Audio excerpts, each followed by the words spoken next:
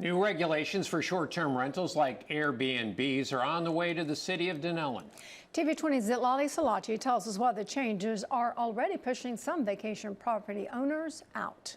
If they squeeze this out, everybody's going to suffer from it. The small city of Dunnellon is known for the Rainbow Springs and River, but also the tourists who want to see it all. City Council members unanimously approved a new draft ordinance that changes the way vacation rental owners operate.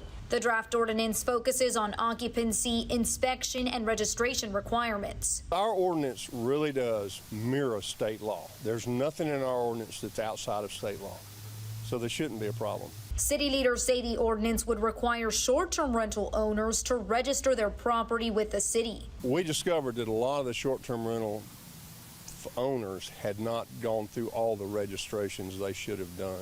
Mayor Wally Dunn assures the ordinance won't have a negative impact on the city's economy.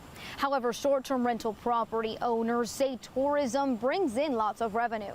They bring in money to the city. They bring in through food, groceries, restaurants, gas stations, car repairs, pet grooming. There's a lot of different businesses out there that can benefit from the short-term rental owners renting houses out to vacationers. SOF and 29 other short-term rental owners oppose the ordinance because of its strict requirements and annual fire inspection fees. There is already a couple of short-term rental people that have mentioned they may sell their properties because they're tired of dealing with this.